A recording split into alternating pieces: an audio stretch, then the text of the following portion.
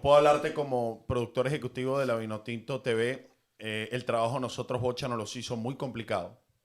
Muy complicado en cuanto al acceso a la información, muy complicado en cuanto a sus procesos. De hecho, él tenía un jefe de prensa y su jefe de prensa tenía que entenderse con el jefe de prensa de la federación, quien a la vez nos giraba a nosotros instrucciones. Y era complicado. O sea, desde tener el 11 hasta poder contar con él de pronto en el canal, al margen de las previas y los postpartidos, que en los postpartidos él tenía la obligación de dar la rueda de prensa y en las previas él siempre nos acompañaba el día antes en ese cara a cara con María Ferro. Pero lo que son los trabajos tras bastidores era siempre muy complicado. De hecho, eso fue una guerra que yo siempre tuve con...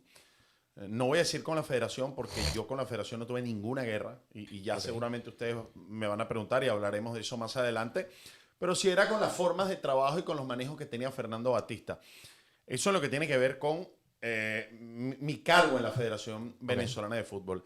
Ya después lo deportivo fueron decisiones que yo en muchos casos las consideraba erradas, pero desde mi posición de empleado de la federación, porque eso es una realidad o era una realidad. Yo era empleado de la federación y cuando tú haces periodismo institucional tú tienes que entender cuál es tu rol. Claro. Ok, tú tienes que entender, y esto es una realidad que aplica para todo, aplica para tu trabajo, David, Lucas, el trabajo de todos. Nadie muerde la mano del que le da de comer. Sí. Y cuando tú trabajas en una organización o en una empresa, esa empresa te gira ciertos lineamientos, ciertas normas. En el caso de los medios de comunicación o de las empresas en donde uno puede ejercer trabajo de periodismo institucional, una línea editorial, tú eliges si la respetas y si no la respetas, mejor das la media vuelta y te vas. Y para allá voy porque quiero escucharte un poco en esta materia, porque es muy confuso. ¿Qué sucede? Para los que no saben, los que probablemente están desconectados de la actualidad y del mundo fútbol de la selección, Erasmo Provenza dirigía el proyecto de la Vinotinto TV. Un proyecto que de plano, de entrada, resultaba exageradamente atractivo porque, gracias a todo lo que había, desde recursos hasta las influencias que podías manejar, tenías acceso a la contratación de los mejores talentos del país, ¿no? Dicho esto, se espera de todo, ¿no? Desde despliegue en coberturas hasta análisis muy enfáticos y desde coberturas nacionales e internacionales. ¿Qué pasa? Como funge como un medio independiente y no, digamos, el canal oficial que después termina siendo de la federación, ahí es donde entran los grises y entra la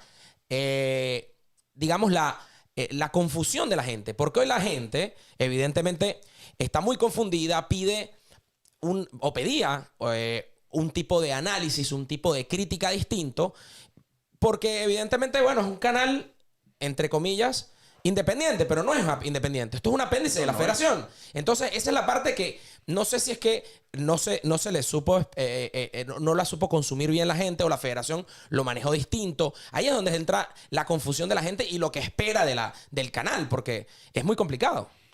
Pues es que hay que esperar de un canal de YouTube que es la plataforma oficial de la Federación Venezolana de Fútbol. Hay lineamientos. Si quiero dejar algo claro, ¿ok? Y esto es importante que lo sepan. A nosotros jamás, ni el presidente de la Federación Venezolana de Fútbol, ni Diego Cristaldo, que era mi jefe directo, jamás nos indicaron una línea editorial o trataron de que nosotros forjáramos matrices de opinión favorables a la federación. Nunca. Y jamás se censuró a nadie. Hubo gente que en el camino se bajó del barco, hubo gente que en el camino... Yo por temas logísticos decidí no pautar más, bien sea por falta de interés de las personas, bien sea porque esas personas tenían otros intereses distintos a los intereses que tenía yo para el proyecto, bien sea porque esas personas tenían de pronto unas entradas o otras herramientas que les favorecían a ellos mismos como seres humanos y como personas. Y tú sabes que yo no tengo problemas para mencionar nombres. ¿Okay? Y si ustedes quieren me lo preguntan. Voy para allá. Voy para allá. Pero a mí, yo jamás recibí una llamada de teléfono. Jamás ni el presidente de la federación, ni de Diego Cristaldo para decirme, no pautes a que este no diga esto, que este no diga aquello, nunca, ¿ok? Y te puedo poner un ejemplo que fue y resonó muchísimo. Martín Carrillo, luego de la eliminación de Venezuela en el Sudamericano Sub-20, dijo en un postpartido, pidió la cabeza, literalmente hablando de Baliño. La pidió al aire. A mí no me llamó nadie. Y Martín Carrillo después, yo lo seguí pautando y a mí de arriba no me dijeron no lo pautes más. Nadie. Ahora, entonces, eso me abre la segunda pregunta. Perfecto. Entonces, a nivel corporativo, probablemente las tensiones no venían de ese lado.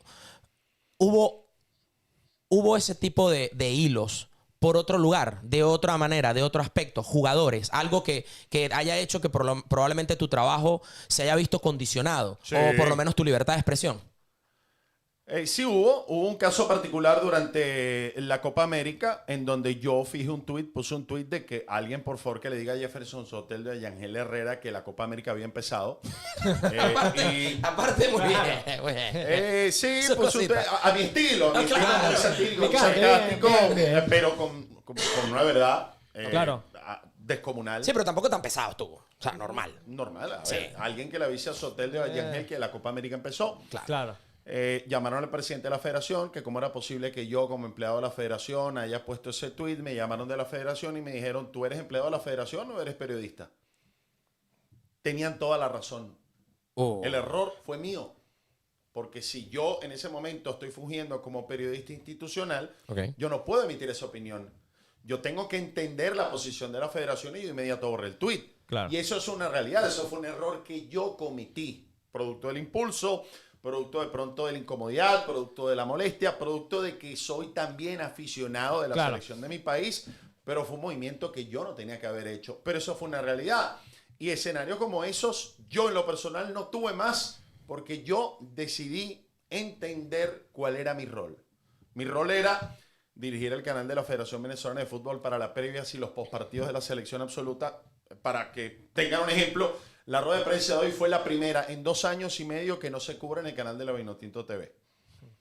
Y este va a ser el primer partido de la selección de Venezuela en 2 años y medio que no cuenta con una previa y con un postpartido en la Vinotinto TV. ¿Ok? Eso es algo que más adelante lo podemos hablar. Sí. Claro. Yo salí de la Federación Venezolana de Fútbol con las puertas abiertas. Yo salí de la Federación Venezolana de Fútbol por un tema contractual. Mi contrato desde el día 1 estaba estipulado hasta septiembre de 2025, con opción a una renovación o a una continuidad si Venezuela clasificaba, bien sea al repechaje o al mundial. Si no, mi contrato iba a ser revisado, iba a ser evaluado y se iban a tomar las decisiones. Decidieron no renovar el contrato, yo lo respeté. Es una realidad que ocurre en todas las empresas del mundo, en todas, americanas, en Europa, en nuestros países. Cuando tu empleador decide no renovar tu contrato, ahí quedó. Y pregunto, ¿y tú hubieses querido seguir, tal vez? Realmente no quería seguir porque ya yo sentía que había cumplido un ciclo. A ver, me hubiera encantado seguir si hubiéramos clasificado al Mundial. Ok. Claro. Ese era el objetivo. Y Sí, me hubiera encantado cubrir. Yo a lo mejor hoy no estuviera aquí, a lo mejor estuviera preparando la previa del partido de mañana, a lo mejor estuviera con el dolor de cabeza del partido de mañana, con el dolor de cabeza del viaje para el otro partido. Hubiera estado en otro mood. Es más, para que otra dinámica. Yo voy mañana al partido de Venezuela por primera vez en 2 años a disfrutarlo como aficionado con mi esposo y con mi hijo. A sentarme en la grada, a tomarme una cerveza, a lo mejor me emborrache. Voy a disfrutar de mi selección sin el estrés de haber trabajado para mi selección. Y fui invitado por la Federación Venezolana de Fútbol y voy a ir. O sea, yo, y esto quiero dejarlo claro, yo no tengo nada, absolutamente nada malo que decir de la Federación Venezolana de Fútbol en lo que tiene que ver con mi proyecto. Okay. Porque a mí nunca me dijeron que no. Cuando te hablo nunca, nunca. Ahora, yo lo que pedía me lo daba. Pero ¿y esa llamada? O sea, esa llamada, ese jalón de oreja, ¿sí crees que está bien? ¿O probablemente tú crees? David, está bien, porque yo soy empleado de la federación, yo cometí el error. Si yo hubiera sido un periodista ajeno a la federación, que cumple un rol de analista, Sí. que puede emitir una opinión en sus redes sociales, la llamada hubiera estado mala. La llamada hubiera sido un error. Claro. Porque hubiera sido una forma de coercionar a un periodista a que siguiera una línea editorial de una empresa o una corporación con la que no comparte ideales.